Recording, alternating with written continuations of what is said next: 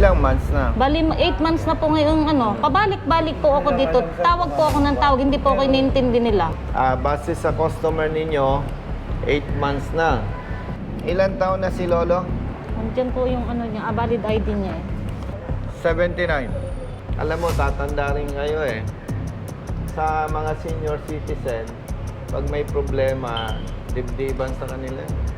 Kasi yung perang ibinili nila, hindi naman ninakaw sa flood control eh.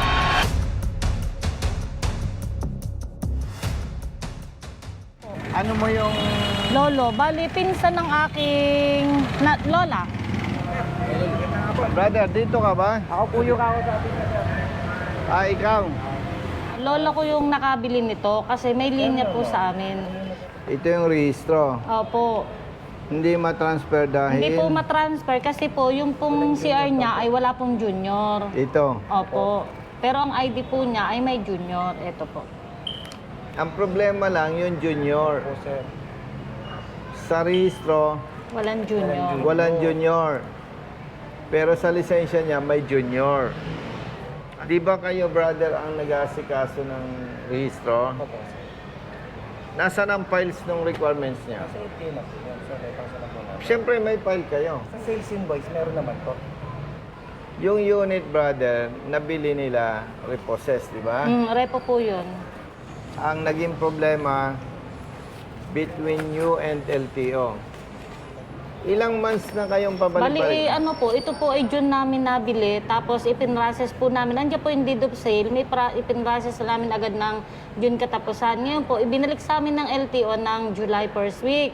Ang sabi sa akin, Tess, pumunta ka dito ng LTO Tagaytay kasi hindi natin matatransfer kasi yung kanyang CR ay walang junior. Sabi niya, sabi ko, ano po bang magandang gawin dyan? Pupunta po ba ako ng Lipa? Pumunta ako ng Lipa. Ngayon, pagdating ko doon, pinakita ko yan. Ang sabi po sa akin ay ibalik ko ng dealer kung saan kinuha ng repo iyan. Tama.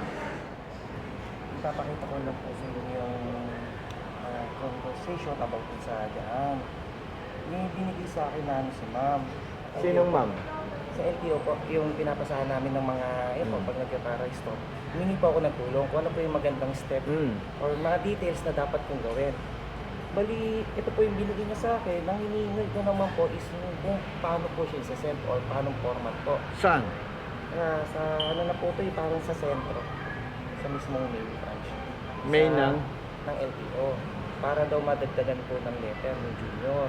Sinong LTO yung kausap Hindi mo? pa po. Yung pinapasahan po namin, humingi po ako ng tulong kung paano po yung magiging step na paano po yung pinakagagawin po namin. Pag naipakita mo sa akin yung attachment at may junior, sasabihin ko sa'yo, labas ka na sa usapan. Labas na sa usapan ng office mo. Bilang advocates kami na tumutulong sa katulad niya, kami na ang makikipag-ugnayan sa LTO. LTO, ayusin ninyo yung trabaho nyo. Dahil nagkamali kayo, itama ninyo. Kasapin mong manager mo, brother. May files yan.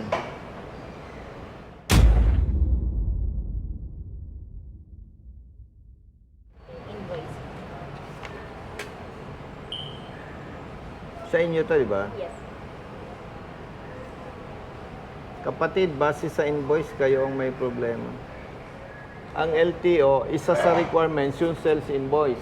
Tama? Opo. So, nangopya lang ang LTO sa inyo. May junior. Hindi na ilagay ng inyong staff. So, madaling salita, ang problema ay sa parte ninyo. Kayo ang makikipag-usap sa LTO para ma-correct ito. Ngayon, base sa customer ninyo, 8 months na. Siyempre, gusto kong sabihin sa iyo, ilan taon na si Lolo? Nandiyan po yung niya, valid ID niya eh. Nakakateter nga po siya ngayon. Ayan. Ayan po. Si Lolo, ang birthday ay 1946. Ilan taon na? Tanda na po siya. May video nga po ako din eh. 79. Alam mo, tatanda rin kayo eh. sa mga senior citizen, pag may problema, dibdiban sa kanila. Kasi yung perang ibinili nila, hindi naman ninakaw sa flood control eh. No? Naintindihan mo? Yes po. Now, ganito, hindi ko kayo sinisisi kasi lahat naman tayo nagkakamali. Ang advice ko, gumawa kayo ng affidavit na sinasabi ninyo based on your file submitted by your former customer, may junior. However, nagkamali ang inyong staff, hindi nalagyan ng junior. Kaya, on behalf of the owner, previous owner, mag-execute kayo ng affidavit na ma-correct dahil ito, binenta ninyo sa another customer, hindi may transfer ang ownership dahil walang junior. May affidavit kayo, may letter kayo sa LTO. Then, pag meron na kayo, sa pamamagitan nila, informahan nyo kami na, ma'am, meron na kaming action taken. Nag-submit na kami ng requirements with affidavit and our letter sa LTO Lipa. Ito na po yung patunay. May tatak, receive. Bibilang tayo ng 1 week or 2 weeks. Hopefully, ma-resolve nila. Okay? Kasi kaya ina-advise ko sa inyo yan, yon ang legal na pamamaraan para ma-resolve ang problema. Hindi pwedeng masanay tayo, pupunta ka sa LTO, pupunta ka, makikipag-usap ka, di makapagkwento ka na lang dyan sa tambay dyan. Gets nyo ba? Oo. Again, hindi natin sila sinisisi kasi lahat naman tayo nagkakamali. Pambira naman dito sa Servico, walang merienda, no? Kape, sir. Kape po. Pag ito, pumunta sa opisina ko, may kape na, May kape kami, sir. may cheeseburger pa, May pansit pa po. may pansit Sir, wag pa. naman, sir. Hindi, ganun. Kape po. Ayaw ko. Ayaw ko lang ma-interrupt kanina kasi may ginawa. Okay. Kapatid, Thursday ngayon. Mag-usap kayo ng manager mo bukas. Lunes, paggawa ng affidavit. Martes, ipasa sa LTO. Pero nagka-problema, sumakit ang tiyan ng messenger. Miyerkules. Okay. Kapatid, pag nasubmit ninyo yun sa LTO, good as complied na kayo sa amin. Sabihin mo kay tatay, kay lolo, yun ang arrangement natin with Servico. Okay na? Okay naman po. Sige. Next time, magdadala kami ng merienda. Iwanan. Thank you po. Bilisan nyo, ako ay magkakape pa. Smile po sa akin po. Tingin. 1, 2, 3. Sa akin po. 1, 2, 3. Kuya, punta ko doon. Okay, smile po. 1, 2, 3. Okay. Wait lang po. Thank you, sir. Brother. Muna. Dito ko lang sa photo. Nahihirapan na kami eh, kaya hingi na kami ng... Hindi, okay lang yun. Kami naman. Kuya, bigyan mo kayo ng sticker. Ay, yan. Ganito, brother. Thank you. Madami ako sa tricycle. Ikaw si brother. Matt. Matt. Ay, akala ko napakalaki mo doon sa motor. Ganito, kapatid. Thank you. Ang ibig sabihin nito, basta tama, kampi-kampi tayo. Ang ginagawa nyo, umuwi na kayo. Thank you, boss. Ayan.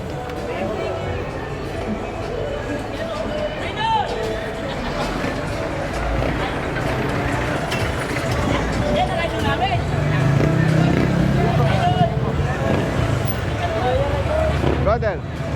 Jerry, let's go na. Let's go na kay Jerry.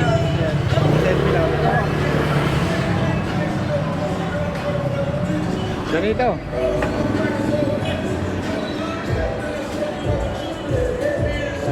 Thank you po.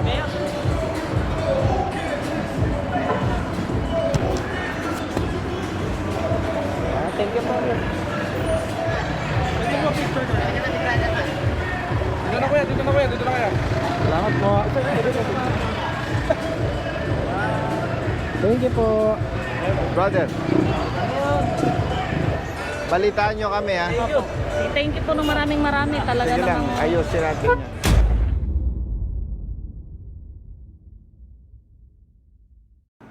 Magandang araw po sa ating lahat. Ngayon po ay nasa harapan ko si Sis Tess Recto and Brother Sunny Rehensya. Yes, sir. Okay. Ang maikling kwento nito nagsimula doon sa post natin. Nag-comment si tatay. Lolo. Lolo. Ang sabi ni Lolo, siya daw ay 80 years old na. Yung kanyang biniling sasakyan ay 8 months na may problema. Hindi maisalin sa kanya yung Sa pangalan yung ORCR. ORCR. At alam nyo po sa ating mga kababayan, sa mga senior citizen, especially, mabigat para sa kanila yung Brother Matt, yung bumili ka ng isang bagay, lalo pat yun ay pinagsumikapan mo, tapos hindi mo maangkin ng totoo dahil nakapangalan sa iba, no? Kaya nandito sisters para i-update tayo. Yung ipinayo natin sa personal ng Servico, sinunod nila. Opo, nagampanan naman po nila. Kaya mabilis na lumabas. Mabilis pong naayos nila kahapon din. Okay. At ito ay alam na siyempre ni Lolo. Anong sabi niya? Eh di, napayak po siya kanina, tapos sabi niya sa akin, ako'y batiin mo.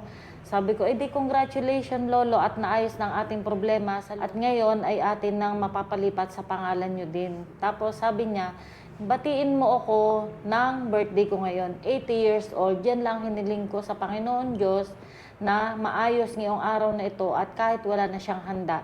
Yan ang daw ang kanyang pasalamat sa kanyang buhay. Ako po pala nagpapasalamat dun sa, tumawag po ako sa inyo noon na sa staff ninyo na humingi ako ng tulong kasi yung anak ko nagbenta ng sasakyan na Honda City. City. Kotse? Oo. Honda City. Ay ngayon po, noong time na naibenta na po namin dito sa Tagasilang, tapos hindi naman sabi namin, usapan namin, babalik sa amin kasi magkakaroon kami ng deed of sale at kahit ako na lang ang magpaano ng deed of sale. Ngayon po, yung Magpanotaryo? Oo, magpanotaryo. Pero meron po kaming picture at saka yung kasulatan ng kamay na katunayan na nagbentahan kami. Ngayon, pagkaraan po ng mga ilang buwan, ay di pinuntahan namin yung tao dito sa Silang. Ang sabi noong Beanan, wala na daw po, umuwi na ng probinsya. Ngayon, nitong October, bigla na lang pong may dumating sa amin na sulat galing abogado kasi naibenta na daw uli yung sasakyan sa Maynila. Demand letter. Nagkaroon ng problema, parang nakadisgrasya yung bata ng sasakyan ng insurance. Eh di kami po yung pinapa-shoulder ng lahat ng mga pangangailangan. Eh ngayon, sabi ko Dahil hindi pa naisalan. hindi pa naisalin. Hindi pa naisalin. Ngayon, Kaya talagang kayo ang hahabulin. oo. Tapos ngayon, ako po ay di syempre, nanay nung bata, wala rin naman kaming pera. At yun ho'y kaya binenta namin, ginamit namin sa kanya na nagkasakit. Tapos di ako ito, nung gabi, hindi ako nakakatulog, tumawag po ako sa inyo. Ngayon may nakasagot po sa akin, ako'y napayuhan na kung ano yung aking gagawin, kung magpaapugato ako na yung sasakyan ay wala na sa amin, pati yung sulat ng deed of sale, ipakita ko lahat. Yun. Ayun, tapos yung ginawa po namin, in-email po namin dun sa nagdidemand po sa amin ng sulat na gano'n dun sa insurance po. Tama. Kaya ang gagawin naman ng legal office, ang hahabulin, yung nagbili sa'yo, yung Oho. bumili. Oho. Kaya napakahalaga, Brother Matt, kahit sabihin mong hindi notaryado, pero may perma, May perma, may kasulatan. may depensa. Kasi kung verbal lang at nagkahiwalay, nagbayaran, malaki ang problema mo. Ayun nga po. Tapos ngayon, lumapit din po kami dun sa witness. Kasi sabi din po nung staff ninyo na kung makakikita yung witness na nakasulat dun sa aming kasulatan, Mas puntahan. Ay di kami humingi ng sulat kamay habang binibidyo na siya ang witness nung time na binili na kanyang pamangkin, yung kotse sa amin. Tapos sinend uli namin yung payo ng staff nyo na sinend uli namin doon sa insurance company na nagre-reklamo. Kaya hindi na kayo... Ay ngayon, awa ng Diyos naman po, October, November, December, hanggang ngayon, wala na pong nag-ano sa amin. Kaya ako'y malaking pasalamat po sa inyo talaga. Nakakadalwa na pala to. Opo. Kaya kami Sana po wala talagang nang patatlo, payo. ha? Opo. Meron, wag naman. Ay, Kami ano. naman, madam, wala kaming pinipili. Opo. Okay, talagang sobrang nagpapasalamat po sa inyo at talagang nung time na nag-ano si Lolo na eto, may tayong tulong ganyan, na pagka-chat ko po, pagka-comment ko po dun sa live nyo, agad-agad po si Brumat na sumagot na ganito ganyan. Ayun na po.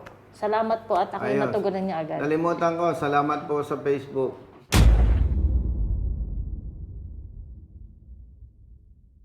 Kung walang Facebook, Hindi kami hindi makakapag... tayo makapag-post ng mga ginagawa natin, hindi nila tayo maiisip na nandito pala tayo. Mhm. Kaya, Kaya sobrang- maraming salamat sa Facebook. Sobrang salamat sa inyo talaga at kami ay laging natutulungan nyo ng napakabilis.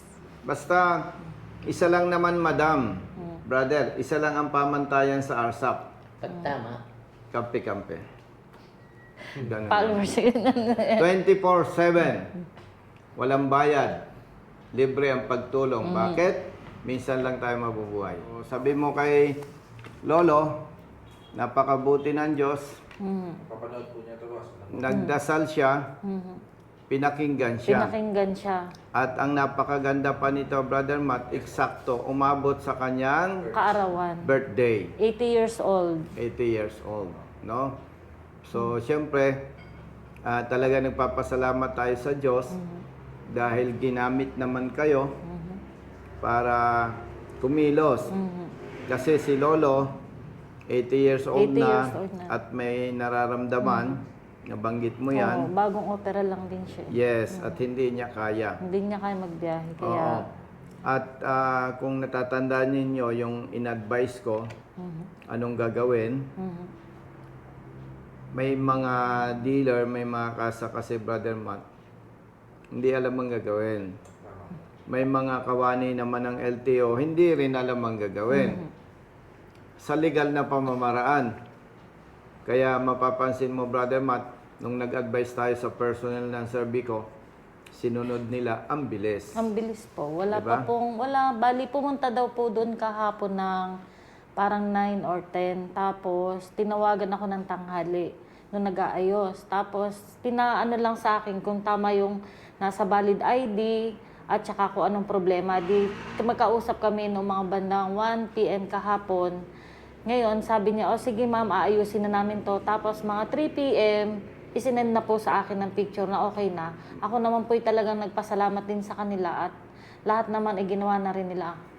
Yun. Actually, ang nakita ko, Brother Matt, kaya natagalan yan, hindi alam ng Serbico anong gagawin. Opo. Sa parte naman ng LTO, hindi mapayuhan anong dapat gawin. Mhm. Okay? Yun. So, again, una, pasalamat sa Diyos, Opo. pasalamat sa inyo. At salamat din po sa inyo at kami Yes. inyong mabilis na natugunan po sa aming problema po diyan. At pati si Lolo po ay lubos na nagpapasalamat din po sa inyo. Ang maganda kasi na ito, Brother Matt, mapanatag na ang Easy. loob at isip ni Lolo. Dahil katulad ng nabanggit ko kanina, sa mga senior citizen, para sa kanila, mabigat na problema yan. Mhm. Dahil yung pera naman ay kanilang pinaghirapan. Okay? So, maraming salamat sa inyong pagsumbong Salamat sa din ating po. mga kababayan na nagtitiwala at sumusuporta sa ating advokasya. Maraming salamat po. Ito po ay ginagawa namin dahil nakikita po natin na maraming problema sa hanay ng mga motorista. At wala tayong nakikitang programa ang gobyerno na makikinig at tutulong sa kanila, sa katulad nila. At doon sa mga nagtataka, bakit ginagawa natin ito, Brother Matt? Dahil Hindi ko lang matandaan yung verse sa Bible na kapag alam mo daw ang tama at hindi mo ginagawa, ikaw ay nagkakasala sa Diyos. Pangalawa, minsan lang naman tayo mabubuhay. Yung alam nating gawin para sa iba, gawin natin. Para pagdating ng araw na magpantay ng ating paa, wala tayong pagsisisihan. Dahil naging masikap tayo para tumulong sa iba. Okay? So, maraming salamat. At ito pala, Brother Ito, Matt, bigay ni Lolo. si Lolo, Yan po yung ginagawa nila. may pinadala pa sa atin. Chocolate ba? Tablia, Tablia Alfonso yan. kakao. Opo. Siya ang No? gumagawa niya, kakao. Ay, tama-tama, mahilig ako sa ganito. Ako po ay babalik pa uli kayo para dalhan ko po uli kayo yan. Sabi ni Lolo, paggagawa din mo Ito. kayo. Ito ay native From Alfonso. Chocolate. Original. Cocoa. Tablia from Lolo of Alfonso Cavite. Yun lamang po. Maraming salamat. Pabuhay tayong lahat. God bless. Thank you.